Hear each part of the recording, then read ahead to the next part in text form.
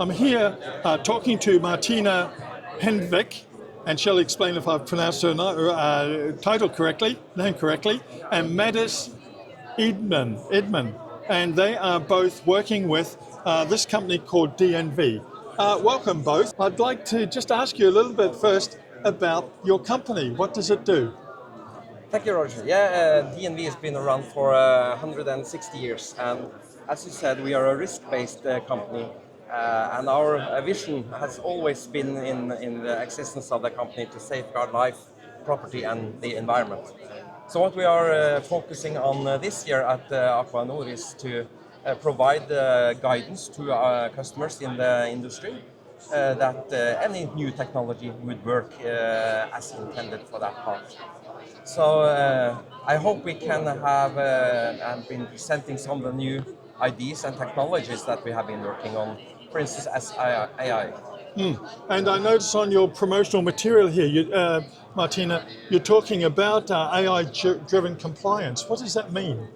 Yeah, so as you might know, in Norway we have the strictest rules and regulations when it comes to aquaculture. But it's important for us to balance production and protection of the environment. And for our fish farmers, it's really hard day to day to stay compliant with the increasing complexity of regulations. So that's really what we aim to use AI for, actually helping them stay 100% compliant every single day. Yeah, and does that mean that they have to continually look at compliance, or do you do that for them on their behalf? Does it take them more time to keep up to date now? Yeah, no, the clue is actually to help them reduce the manual workload that they have today, because they're spending massive amounts of hours of manual work today, and we're trying to help them do this automatically.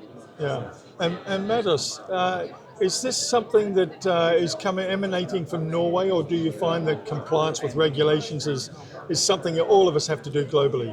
I think the methodology could be applied to any industries for that part. So our initiatives will be, we are considering also other industries that have the same challenges in safeguarding that that your business is in compliance with the regulations and standards. Yeah. Are you working internationally now?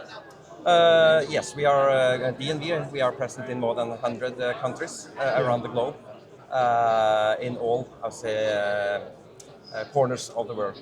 Yeah, Martinez, where does AI fit into this? So AI is one of the technologies that we're building on. We use other digital technologies as well, but the AI comes into the automation. So actually automating the compliance. So we're actually reading the documents. So today all the rules and regulations, all the documentation is PDF based. So a lot of information that manually has to be kept up to date by human beings, and now we can actually read that using AI. So this sounds like it'll save a lot of time. It's a lot of time. We're actually looking at up to 80% reduction in time spent. Yeah, and do you give advice? Do you highlight where a company might be short on compliance and recommend the action that they take? Is that part of the process?